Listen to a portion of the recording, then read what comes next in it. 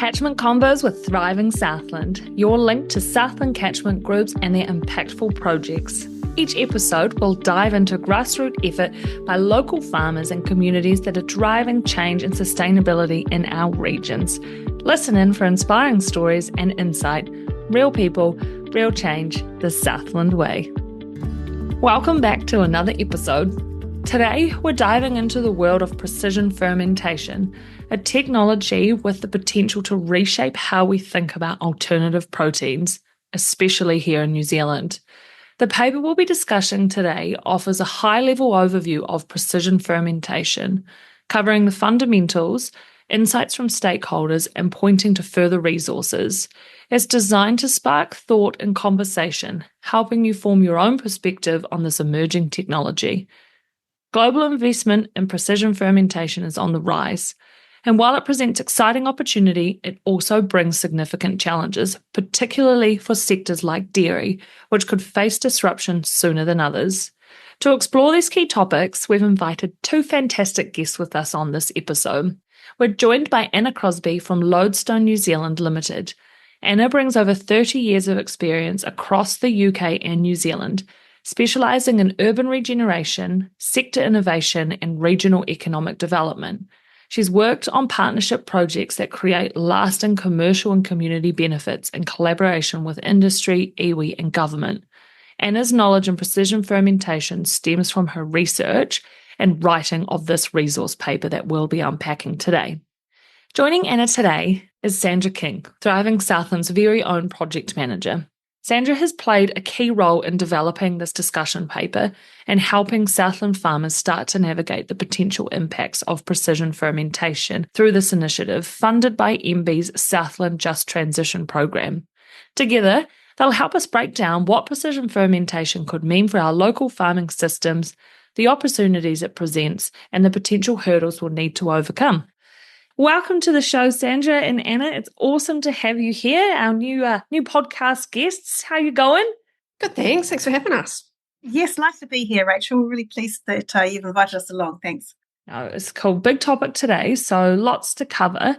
So I was thinking, Sandra, could you sort of start us off and give us a little bit of context? And what is the Southland Food and Fibre project, and how and why is Thriving Southland involved? So from the work that we do at Thriving Southland, we get asked to support and help out other projects, and Southland Food and Fibre was one of those projects. So you'll probably remember a while ago now, Tiwai, or New Zealand Aluminium Smelters, they talked about that they might not be around in Southland. And so to support that, the Ministry of Business, Innovation and Employment, and let's just call them MB from here on in, they actually funded the Southland Just Transition program, which was a way to sort of look at the opportunities that our region could invest in different things to fill that gap with Tiwai leaving. So Thriving Southland was tasked with leading the land use work stream within that program. So that was to explore opportunities within the food and fibre sector. You know, could we enhance what we're already doing? Could we look at new products and services? Just finding ways that we could boost resilience, both business-wise and environmentally. So we started with a sort of brain power session, and we went out and got farmers, iwi, researchers, just different people in the room to sort of think what's going on out there, what sort of themes should we look at. And from that session, we got some sort of potential focus areas. And that's when we got Anna to join us.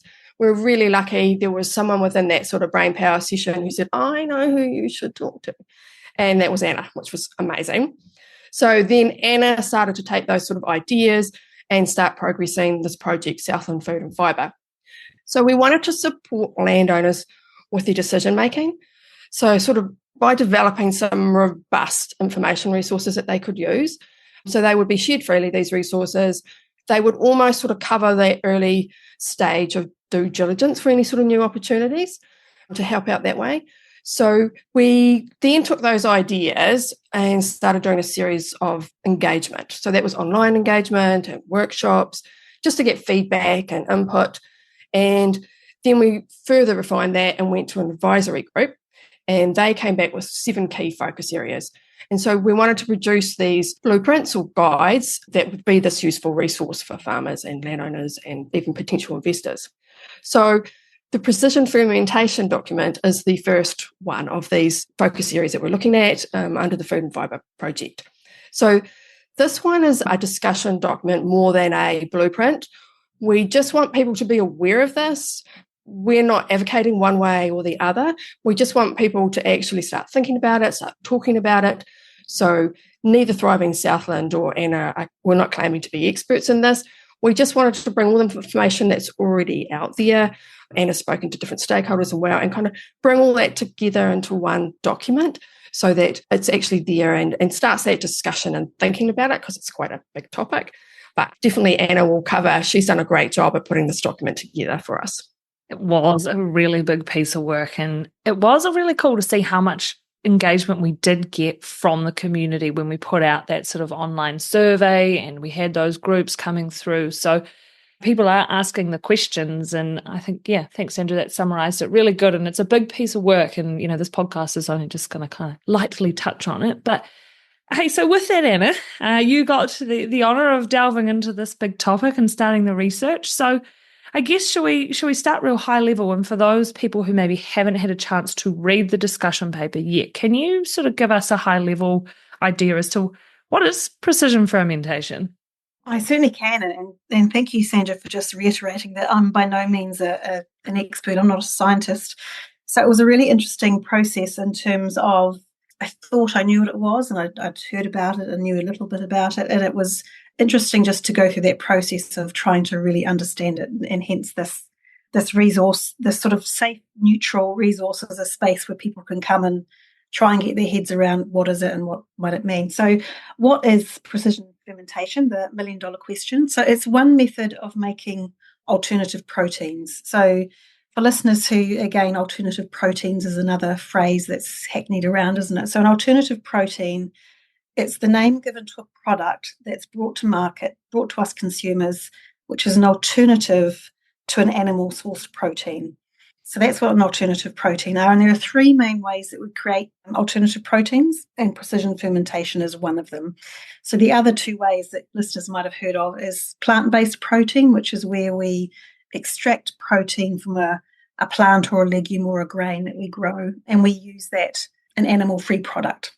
Another example is the cell-cultured protein. That's the other method, where cells are extracted from actual animals, so actual animals, muscles or fat cells, and they are grown in a lab. So that's also called lab-based meat, which listeners have probably heard that phrase. So those are the two other methods, and then precision fermentation is the third method of making these alternative proteins. So precision fermentation, as the name suggests, it uses a host microorganism, which is commonly a bacteria or a fungi, and that host microorganism is grown in a controlled environment in a special tank called a bioreactor. And these microorganisms, they use a sugar-based feedstock and they grow like wildfire, and that process is called the precision fermentation. So the interesting thing about precision fermentation, I guess, become slightly geeky about the whole topic after doing this work. It just creates a single ingredient. So the precision fermentation process is selected to either produce a protein or an enzyme or a flavor molecule or a vitamin or a pigment or a fat. In the case of the dairy industry, it's being used to create proteins such as whey. So it just produces one single protein. That's an important point. And the other important point about precision fermentation, which is why it's a bit polarizing, I think, for some people, is it does use bioengineering techniques, and different countries have different regulatory settings around that in terms of the phrase genetic modification. So if I just take a quick minute to try and get our heads around the actual process. So scientists, and you do need deep expertise to do this process, they take a DNA sequence, which you can get from DNA sequences online. So the DNA genomes, us clever humans, we've cracked these DNA genomes for cows and all sorts of other living things. And you can just access the DNA code. You don't need an actual cow to get the DNA from. So that's the important point. You can get a cow DNA code from a global database that is free to access. You take that DNA code, and this is where the bioengineering happens. You insert the DNA code into the microorganism. And because microorganisms are clever, there's a natural process called DNA repair, and it can tell that something's been inserted, and it repairs itself, and it adapts and adopts the new DNA sequence. So you've got an engineered host, which is the bacteria or the fungi, and it grows whatever you've told it to grow. And then that single ingredient, whether it's a flavor molecule or a protein or a fat, is extracted from the host and used singularly. So the host has been genetically modified, but the thing you're using the host to grow is the exact same as the DNA from the cow or whatever it is you've got the DNA from. So the actual protein, if you're, for example, creating whey protein from a piece of cow DNA, that is exactly the same. And the genetically modified host is used to grow it, and then it's discarded. Wow. So that's the sort of the clever bit, and that cleverness of DNA, which of course is the universal language of life. Yeah. Hugely complicated stuff, and amazing that you've just been able to pick this up, Anna. And, I guess you, like you said, you've been able to nerd out a little bit on it. So it took a wee bit of time to get my head around it, but I think that's the value of having these resources for farmers and landowners and others, just to understand exactly what it is. Just to help us sort of maybe ground what you're talking a little bit, because, like I think I'm following along, it makes logical sense, and I've already had the pleasure of reading the paper. So can you maybe just give us a couple of examples as to how is precision fermentation currently being used already? Of course, and what I should say first up is it's not new. It's not a new technology. So rennet, which is used in the cheese making process, about 80% of global supply for some time has been created using precision fermentation. Precision fermentation has been used for decades to create insulin. It's been used for decades to create things like vanilla essence, B2 and B12 vitamins, and it's been used for decades to make all sorts of different enzymes for food manufacturing. So it's not new, so it's quite proven as a technology.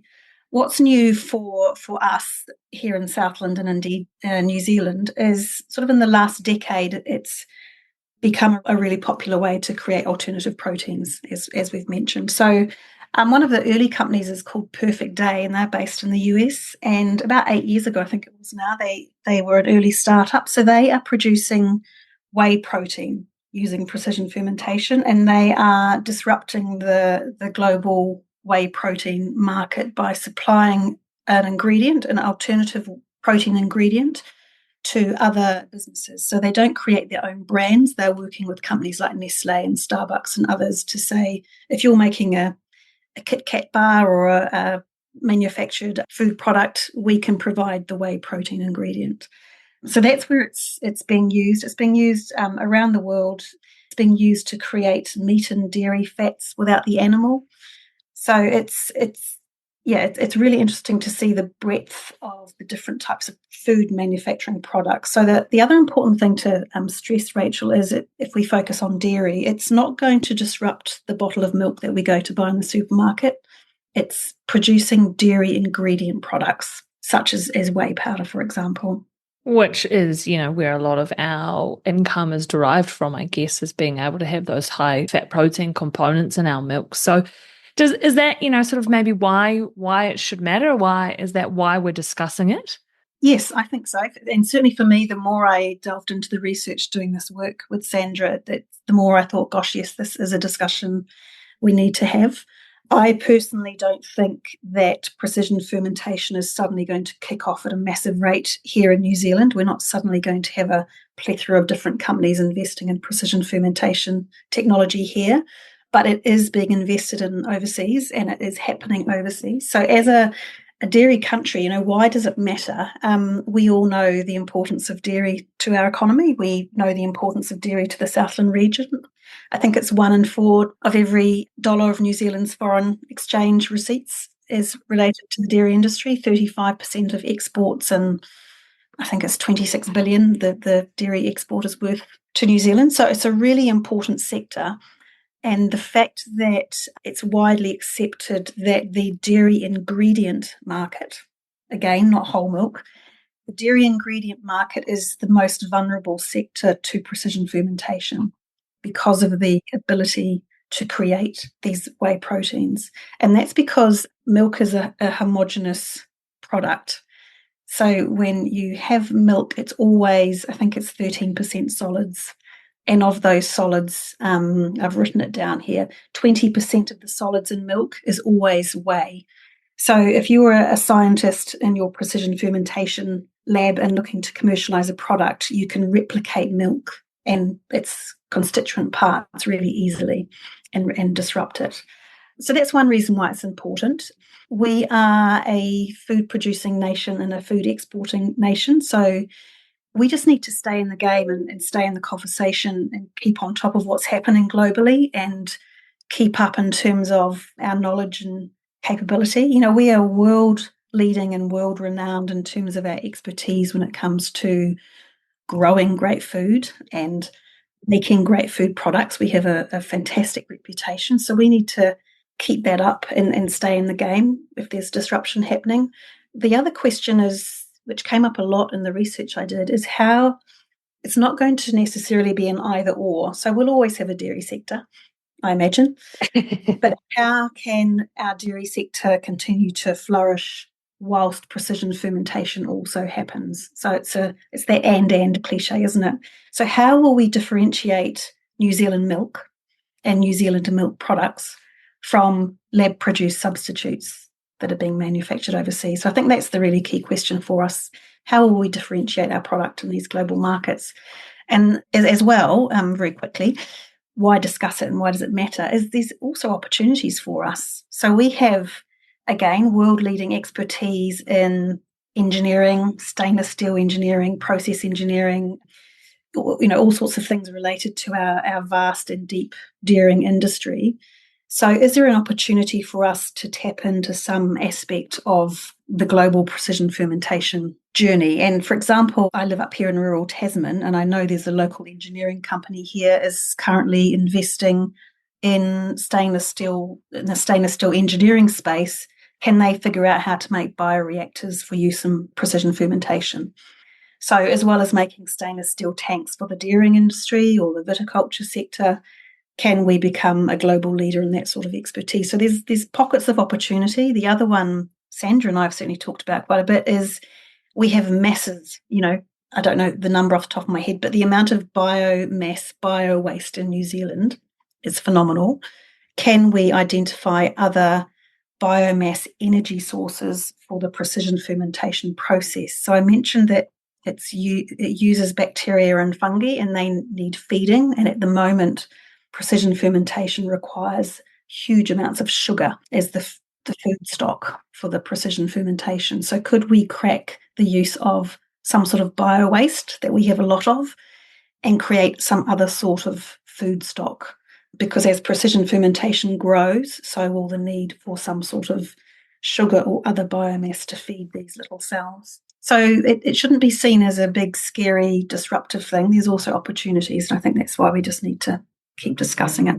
Yeah, and as you sort of mentioned earlier, you know, the likes of insulin, and that has just been such a big game changer in the world of medicine long ago. And, you know, that to think about that as precision fermentation, yes, is kind of a good way to be like, oh, wow, it actually has been here a long time, but now it's being implemented in such a different way. And I don't know about you, Sandra, but yeah, it's interesting to hear your thoughts and already on it. And I guess we've seen the likes of Fonterra has already invested in it, haven't they, as they want to be a part of the conversation. And correct. The importance of knowledge is power, right, in this instance. And if you don't know anything about it, you know, how are you supposed to see those opportunities that could come through? Absolutely. Sandra, did you have any comments, you know, after Anna's sort of explanation there? No, it's great. And I think it's great how Anna's pointed out that it's not scary, but the more you know about it, the better. And yeah, it's great knowledge. Yeah. And so when we were looking at this project at the start, was precision fermentation obviously came to the top of the pile in some of the minds of farmers that you'd asked? It wasn't in the first round of feedback. It sort of come through a bit further down the track with the workshops and then the advisory group. So it didn't sort of come through in the online engagement. It come through more when we got face-to-face. Wow, interesting. Yeah. And so I guess, Anna, the next sort of thing talking about it is during this discussion paper, you went out and you got advice from sort of, well, not advice, I get you talked to stakeholders sitting around precision fermentation. Can you sort of maybe just tell us a little bit about who you talked to or, what they said, common themes, that sort of stuff? Absolutely. And I'll start with Fonterra because they are the obvious place to start, aren't they? And it was really great. I had great collaboration with Fonterra. They have a Chief Science and Technology Officer, Jeremy Hill, and he contributed freely his time, which was excellent. And as you mentioned, so Fonterra they're in the tent, and Jeremy confirmed that they remain deeply committed and will remain deeply engaged with the technology of precision fermentation. They are involved in a startup venture in the Netherlands and with a business collaboration. And they've also been very active in the research space in terms of their staff capability and increasing their own knowledge of what it is and what does it mean. I mean, Fonterra are also very clear that they don't necessarily think precision fermentation will disrupt the dairy industry at the pace and scale that some other people believe it might.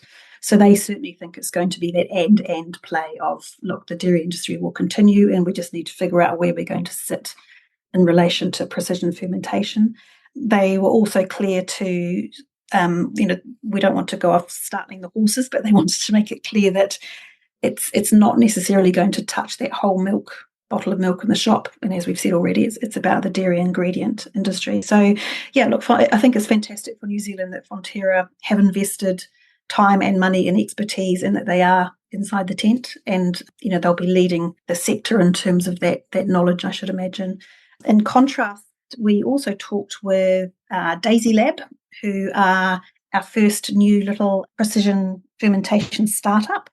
And really exciting to see the journey that Daisy Lab have taken in recent years. So they're still in the pre-commercial stage. They are still going through that deep technology journey of learnings and getting the necessary expertise, but they are looking to become a producer of alternative proteins here in New Zealand. So Dr. Nikki Freed, who's one of their co-founders, she contributed to our paper. She noted that New Zealand is, in her opinion, particularly exposed to disruption because we're so heavily reliant on products that have the most potential to be disrupted by precision fermentation because they can be easily made. So it's that milk powder, dairy protein powders, and they're sold globally, of course, as a bulk commodity. So it's harder to differentiate a bulk commodity. If you're a consumer buying, I'm just going to think of something random, a Kit Kat bar, and a Kit Kat bar has a dairy ingredient product in its recipe, we don't really care or know if that dairy protein has come from a cow or precision fermentation or from New Zealand or elsewhere. It's a hidden ingredient. So that means they are particularly susceptible to commercial disruption. We spoke to Anna Benny, who is a neighbour, lives in Otago down there, close to you guys. She is a food technologist and a dairy farmer, and she's been very vocal on this topic for some years now and very keen to start or to encourage a deeper and wider conversation about this. And because she is a dairy farmer, she brought that really interesting perspective of what does it mean for the dairy farmer? How do you go about preparing for this and what do you need to know? So if people, I know Sandra's going to talk later about how to access the document, there's some detailed input from a range of stakeholders that I won't go through the details here in any more brief, but a nice variety of perspectives was what we were aiming to get. And that, I think even you've mentioned a couple of times, there is a lot of information out there, and I guess for a lot of people maybe listening, precision fermentation isn't a new thing that they're learning. And you've mentioned, these people have been in the game for a long time, and I'm not 100% sure, but Fonterra's investment in precision fermentation was made long ago, not just recently. So I think that's it. It's just coming to the forefront now as we talk about feeding the world and how is all of this food going to be produced. And so all of these lab-based proteins are starting to be commercialized, which is the new part, right?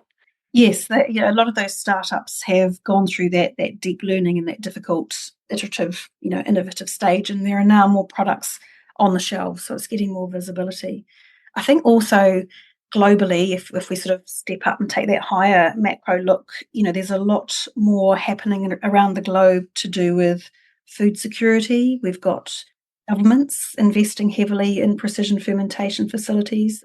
United Arab Emirates, Singapore, the Netherlands are some examples that come to mind. So governments are seeing precision fermentation as a solution to their own country's food security strategic goals. So I think that's something that will probably continue to happen.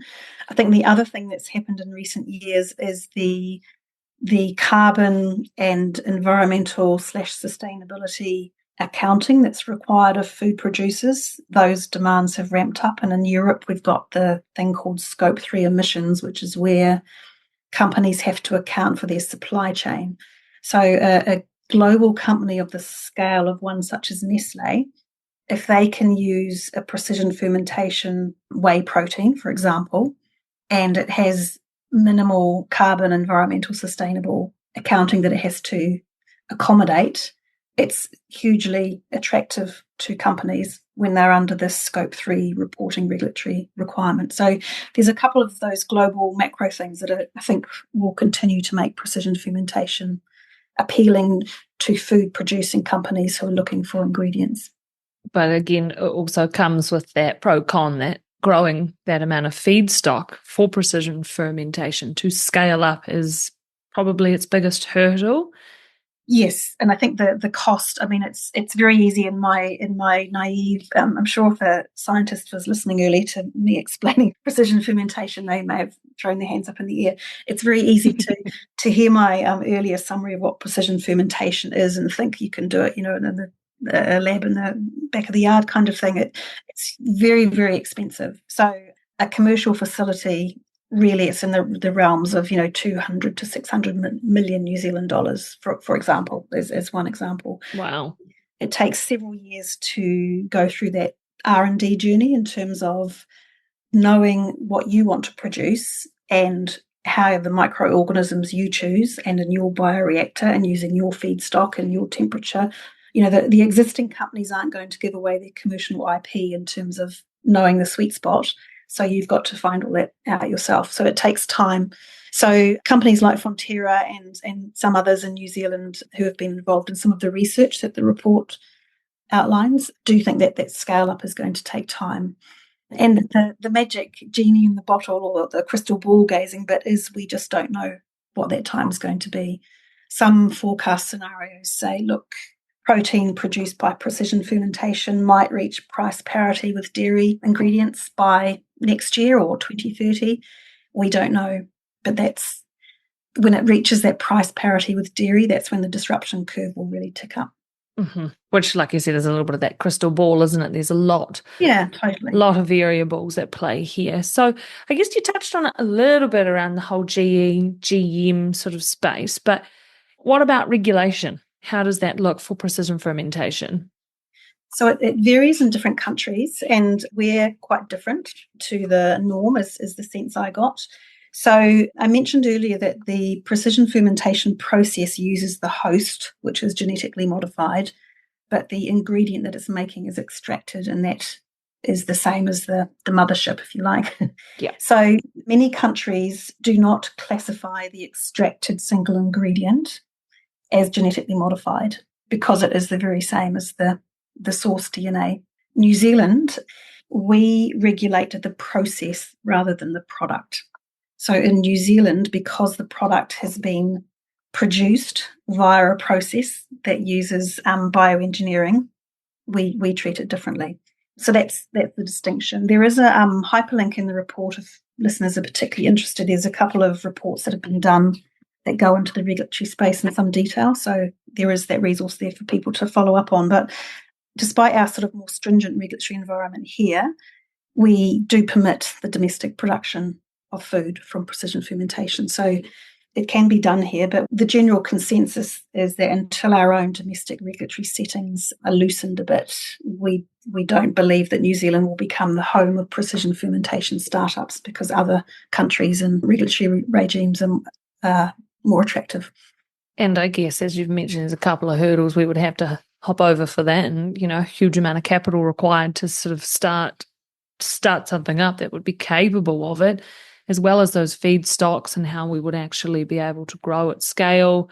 So yeah, no, fascinating. But I think as we've seen in some of the seed companies and stuff, we've seen a lot of gene editing come into our agriculture sector as well. So yeah, a moving feast in this space. But Yes. kind of thinking about, people out there listening, how do they prepare for precision fermentation? I think it really is that knowledge in terms of understanding that disruption could feasibly happen, for sure. I wanted to make the point, and I'll slip it in here if I may, in terms of our whole milk powder exports or our casein and whey and other protein export markets. So whole milk powder is worth 8 billion per year as an export sector. Casein and whey and other dairy proteins are worth 3 billion per year. So compare that to our seafood sector. Our entire seafood sector is worth 1.9 billion. Our entire kiwi fruit sector is worth 2.6, and our entire wine sector is worth 2.2. So it's very easy in New Zealand because dairying is so enormous that we lump dairying together. And I think it's really important to understand that this disruption is going to hit the dairy ingredients markets, and our dairy ingredient markets, just one of them, casein and whey protein, by itself is worth more to our country than our entire kiwi fruit sector or wine sector. So, and seafood put together. Yeah. So the scale, I think, is important to understand. So in terms of knowledge, one, it's understanding the scale of what we're talking about globally. I think in terms of what individuals can do, and the various stakeholders we talked to were very consistent in this, it is finding the place to have those safe discussions. It is a topic that I think is a bit polarizing for people. So human nature is to retract to our corner, isn't it? And sort of spout off in our own opinion and not listen to the opinions of others. So I think we do need to create some spaces to have these discussions without attributing blame or opinion, and just let people explore what they think, and so they can form their own opinion. I think it depends as well in terms of, there's a role for government, there's a role for sector organisations, there's a role for groups like Thriving Southland in terms of how do we support farmers and landowners and industry players? How do we provide economic incentives? How do we have that discussion as a nation around the regulatory framework and where that would or should or could go? And how do individuals choose to engage with those processes and influence those decisions that are being made by government sectors, regulators, etc.? We know that government is busy and doesn't have much money, and change doesn't happen often unless it's driven from the grassroots up. So how do individuals decide to play a part in that as well? I think is a good question. I think the other thing is increasing or understanding awareness of the safety of precision fermentation, and understanding that, it has been used for rennet and insulin and vanilla essence all these years. So it's not necessarily that big, spooky, scary thing in the corner that we might think it is. Yeah, and the dairy farmers we talked to, that was interesting because, as I said earlier, particularly if dairy farmers are carrying debt, and many do, of course, a dairy farmer doesn't have a lot of scope to prepare for disruption or to build in resilience or start to diversify, because you head down dairying to pay back your debt. That's the sort of the long-term goal, isn't it? So I think for some dairy farmers, it's just going to be becoming more aware and looking at how they can build value in their own farming operations, because they need that financial resilience to build resilience to these big disruptors. And I think there's a place for the dairying companies, isn't there, to support the producers in that aspect as well. Mm-hmm. And I guess, to circle into a high moment as such, it is us exporting all of our product is, really big for our country, but in terms of global scale, it is actually not a huge percentage of the world's milk. And so people buy New Zealand milk and our Southland grass-fed milk as such because of its premium product and its our capabilities, and we are doing a really good job of making a product that is something people want to buy. And so precision fermentation isn't taking that away from us, but I think, like you've said, it's interesting to think about it differently. It's talking about ingredients that are used in key products that people enjoy, and, use the instance of a Kit Kat, and most people just enjoy a Kit Kat because it's chocolate and people know chocolate's made with milk, but people don't often go to the effort of understanding where that milk originally came from. So yeah, fascinating thoughts, Anna. And I think, if anything, it is just a learning, isn't it? Being aware of all of these technologies that are a part of food now, and just basic growing food is not really the same anymore. So the moving feast, excuse the pun. Yeah. And it's important as well to shout out in the document, people again can download it, and there's some useful hyperlinks that we've provided. There has been quite a bit of research that's been done in New Zealand in recent years by people such as the My Land and Water National Science Challenge, by Emerging Protein New Zealand, by Te Puna Whakaranui, which is the New Zealand Food and Fibre think tank. So there's some quite meaty bits of research that are reasonably recent that you can access via this hyperlink, the hyperlinks in the report.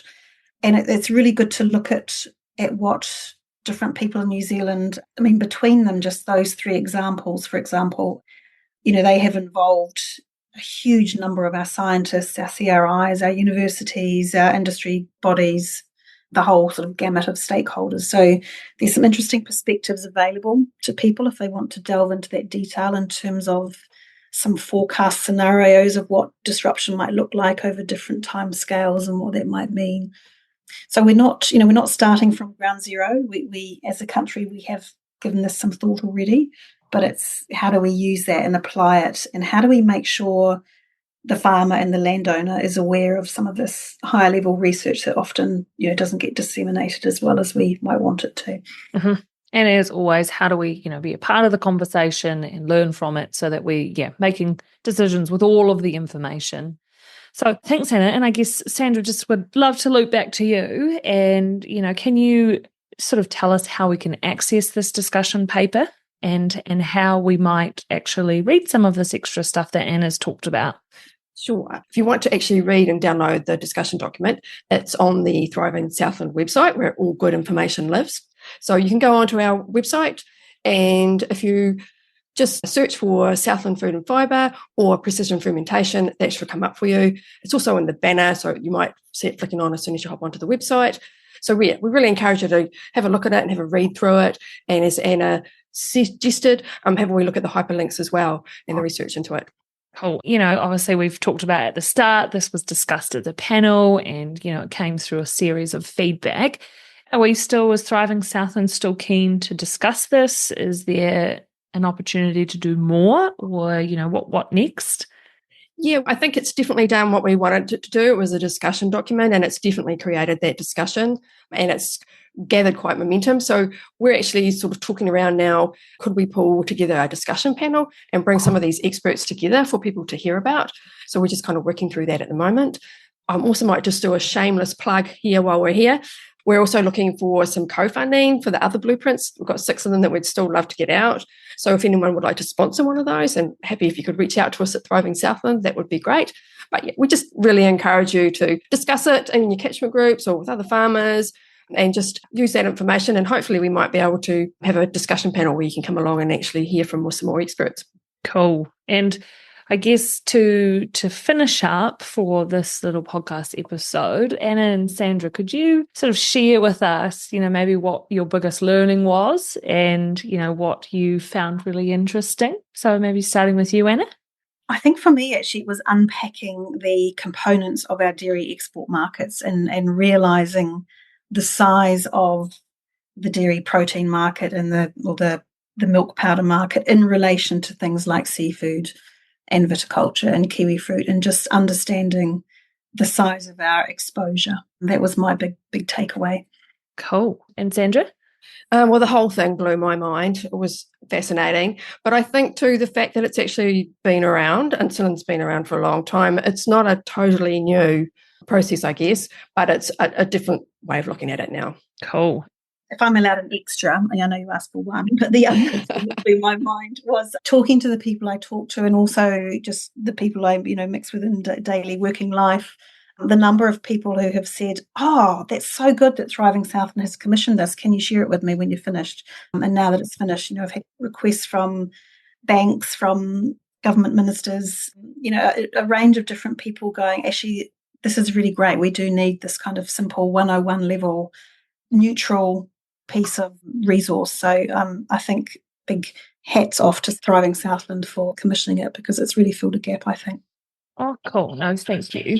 Thank you. So awesome. So finishing up, I think that's just, this discussion paper and being a part of the greater Southland Just Transitions project and looking at this food and fibre sector in a little more depth is all around, what Thriving originally set out to achieve was trying to keep the southern farmers engaged in all things, primary sector and what our province is busy doing. So we hope this has been insightful for you. We would love you to read the discussion paper in full. It is actually relatively short in terms of papers with lots of pictures. So well done, Sandra and Anna.